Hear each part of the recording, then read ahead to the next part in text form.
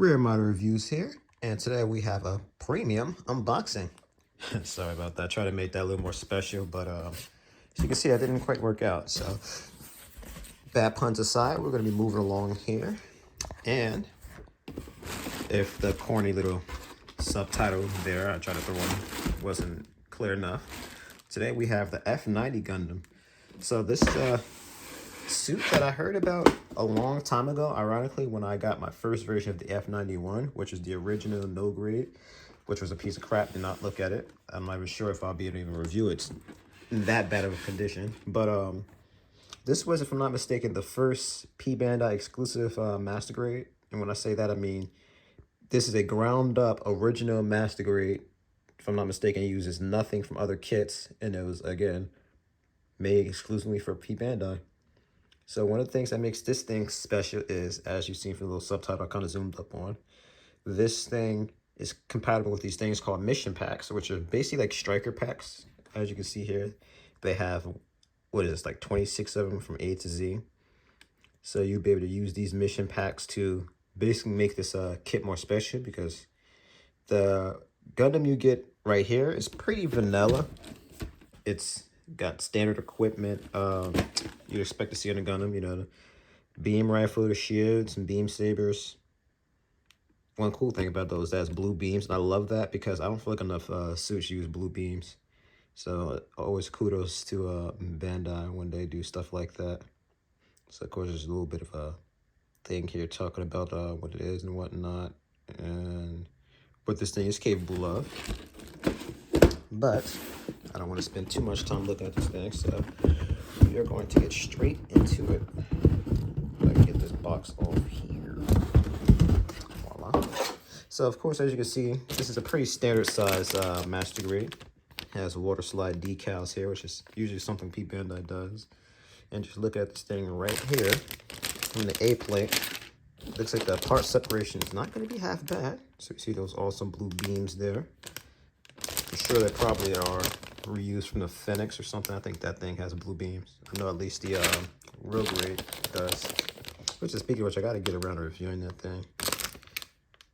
My excuse of not reviewing that thing was I never wanted to review a master grade unicorn until I changed my camera setup. But I managed to pull off a review for the Banshee Norn, so I'm sure I can pull off the real grade. So I'll probably get around to reviewing that thing maybe after I do the Origin Gundam. I just said I was going to review that thing soon. End up doing a turn instead. So one weird thing about this kit, I'll bring attention to it the next plate, because I'm pretty sure it's the same color. This thing has this weird, like, it's like this purplish grayish color here for the frame. It comes out as just gray on camera, but in person it's like purplish. It's so strange.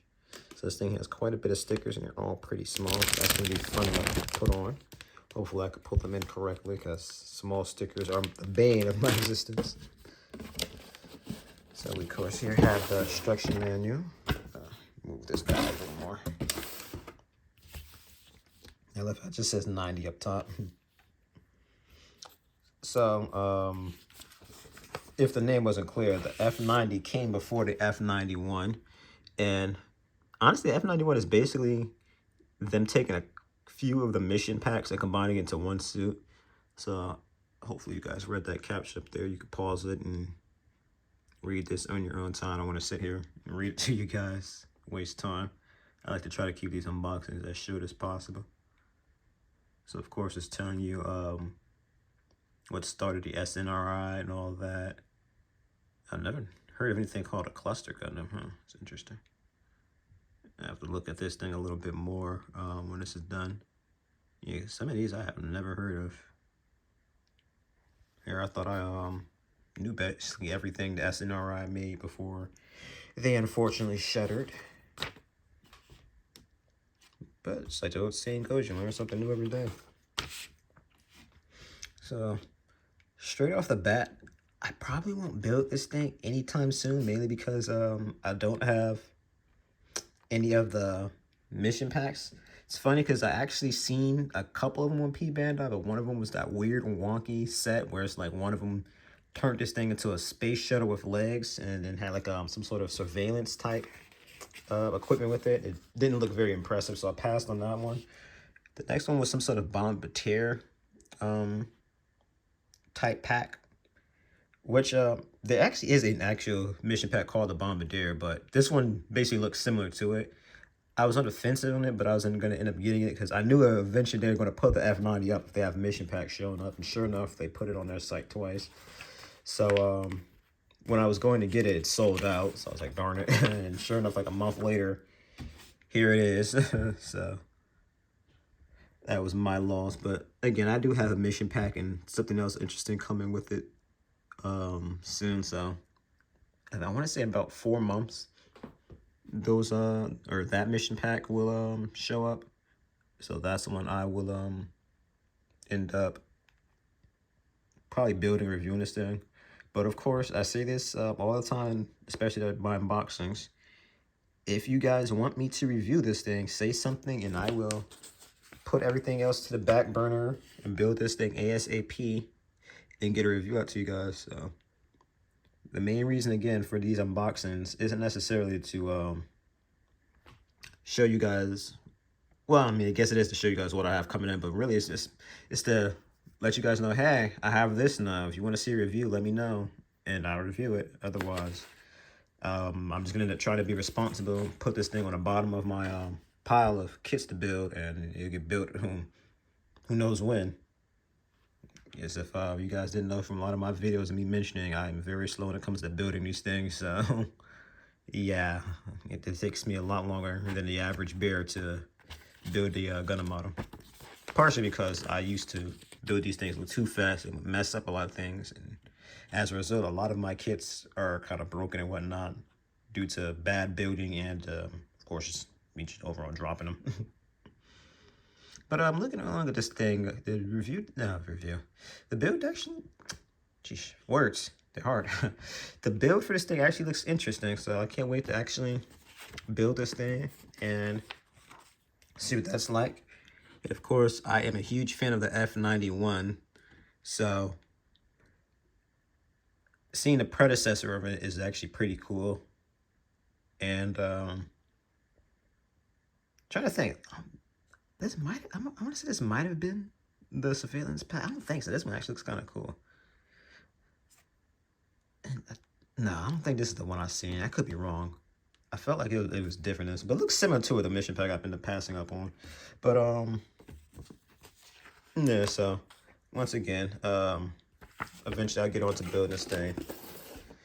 Hopefully it doesn't look too enticing because I might end up surprising you guys and building this thing, even though there are so many kits I planned on building a while ago and didn't for one reason or another, and I kind of feel bad. But moving on along here, this is only a double feature here, but it's actually a really big box. I didn't think this thing would be this big, but right here we have the Master Grade Zaku 2 Dozo Zabi type.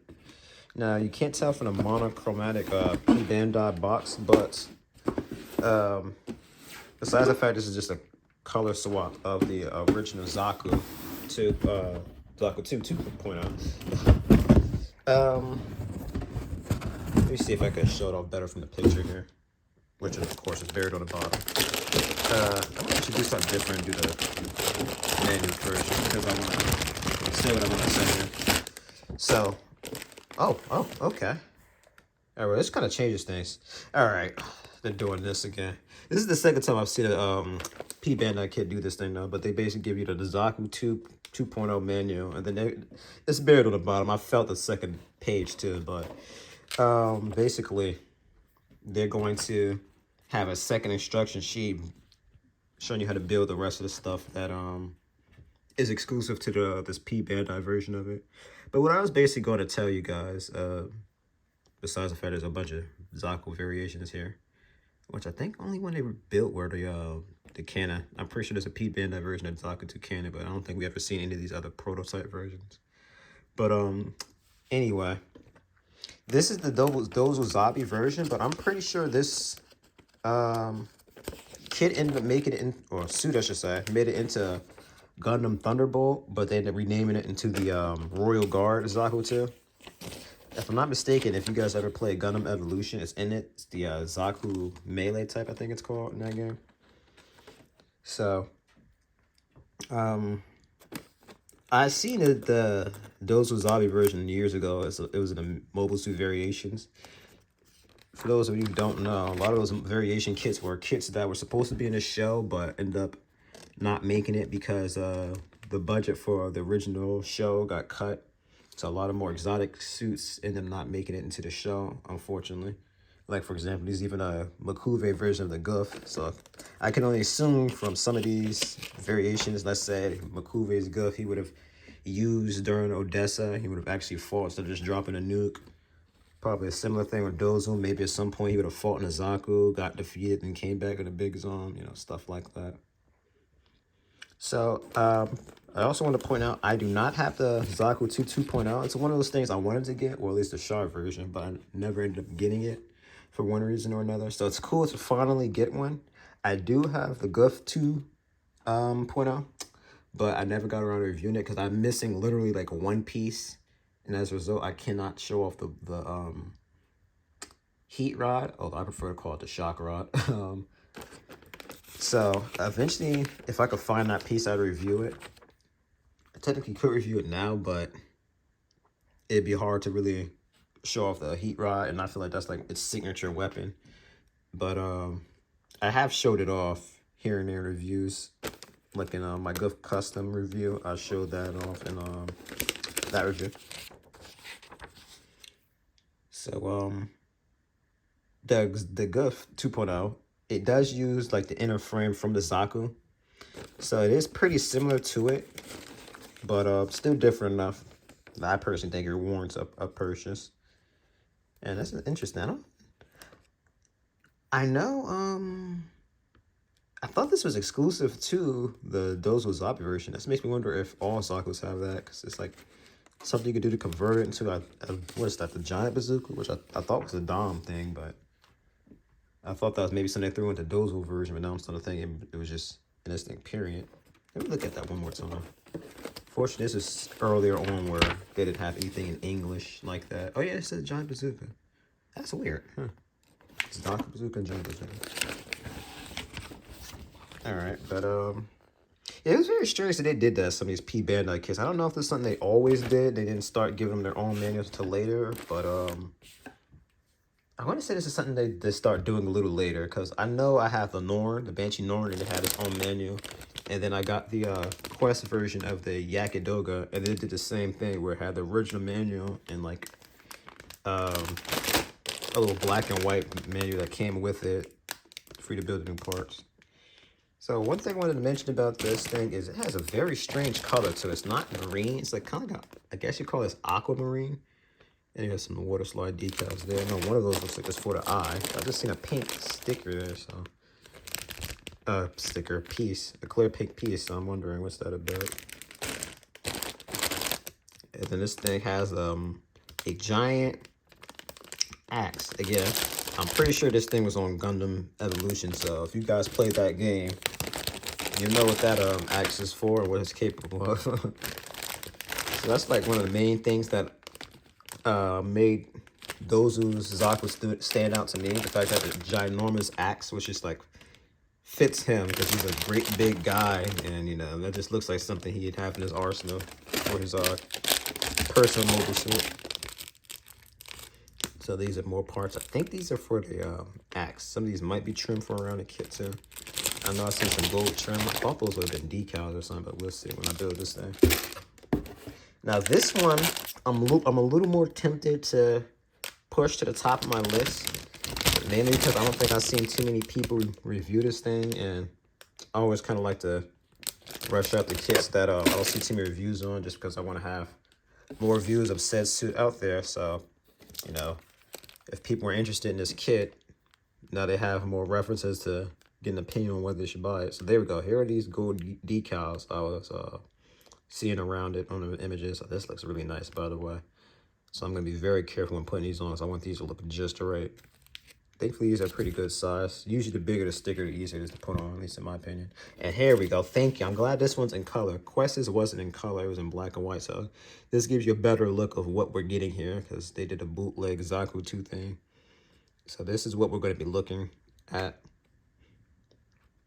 And of course, this is telling you how to put these decals on. Again, I wish this thing was in English. I hate that it's in Japanese. I get the gist of what they're trying to tell me to do. I think this actually might be a dry rub one, if I'm not mistaken. This is what this looks like. Which actually isn't good, because I'm fucking bad at the dry rub ones, but I'll do my best. So here we go. So yeah, these are the exclusive pieces to this thing. These are just some pieces they want you to not bother using. So why they're kind of blacked out there, whatever. So it's mainly for the head, because this thing has a commander type antenna, which I don't believe the original version had, which it should have, because there are the vanilla sockets with a commander antenna. It's not a Shure exclusive thing. The antenna's there to basically tell you this is a commander's mobile suit. So again, I have experience with this kind of thing with Quest's Jacket Doga. So basically all this thing is going to have you build basically the entire suit, and then there's like you'll come back and put on the exclusive pieces. So you have to kind of peek at this thing and know when to stop a little bit. Otherwise, you're gonna having to take pieces off and put it back on. But that's basically it for this thing here. This actually went on a little longer than I thought it would be. Usually, for this few kits, this thing would have been done in 10 minutes or so. But I guess I kind of rambled on a little bit. But regardless, like I said, guys, if you want me to review these things sooner rather than later, let me know. Like I said, I have one kit half ahead of this thing. I'm going to try to build that thing ASAP. And then I'll probably build this thing and get a review out. I should be able to get that review out for the Gundam Origins in a few days. So look forward to seeing the review of that thing by Tuesday. But otherwise, I thank you guys so much for watching. Like, comment, and subscribe. And these next 3 months, I'm going to have a lot of P-Bandai kits coming in, especially April. Stay tuned for April. April is going to be nuts. The amount of kits I'm going to be having coming in and things that aren't kits are going to be insane. And I cannot wait to show you guys off what I have in store, because I will be reviewing a lot of those things like back to back to back. Because spoiler alert, some of them are not kits, if I didn't make that more clear. So once again, thanks for watching, and stay tuned for the next review or unboxing.